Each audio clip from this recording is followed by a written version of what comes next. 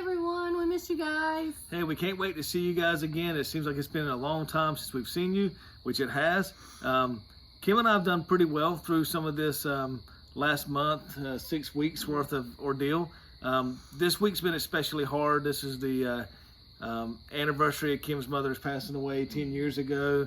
My mom's been in a nursing facility for the last month without us being able to visit. So kind of enough time has gone by where we've really been missing our family a lot.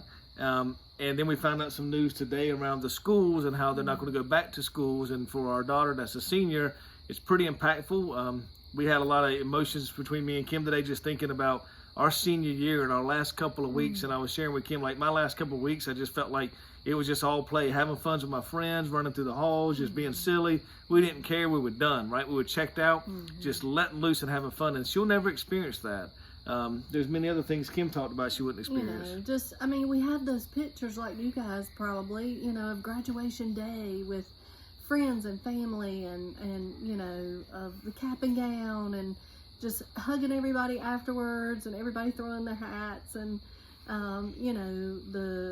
just everything. So there's a lot of mixed emotions too. We talked to Mason and kids that aren't seniors, and they're like, yes, we're out of school. We don't have to go back, right? They're all excited about that stuff. But in any way, I think it's been a pretty difficult week for Kim and I this week. Amber and the other seniors out there, they're not going to experience that. And, so for a lot of us, this pandemic is like, a lot of people are saying, oh, it's political and one party's blaming the other and, it was meant for bad and all this stuff. And whatever it was meant for, if it was meant for bad, God takes what the enemy meant for evil and he turns it for good. Absolutely. And I think that we have to remember that. And as Christ followers, I think that we need to see the good too. And I know a lot of us are, and it's hard. We need to see the blessings. And as parents, we need to encourage each other. We need to encourage our kids. All the things we were doing, the sporting events, the running around, the entertainment, the school events, everything, it has stopped. And I think God may be telling us to slow down and just enjoy the simple things, like cuddling with our grown teenagers on the couch, watching a movie, all of us eating dinner together, playing games at home together, getting into God's Word together more.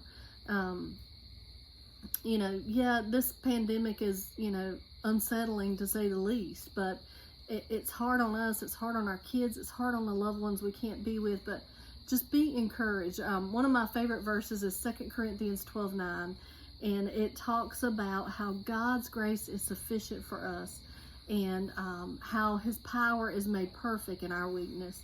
And I just want you to remember, God's grace is sufficient for all of us.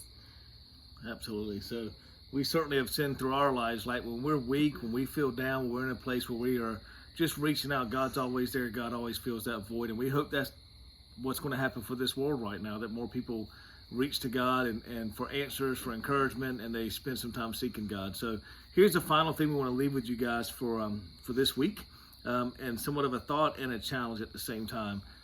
When a fisherman can't go out to sea to go fish, they spend time repairing their nets. So we have to ask you, are you guys spending time repairing yourselves, repairing your family? So what are you doing during this time to repair yourselves? Bye. Bye-bye.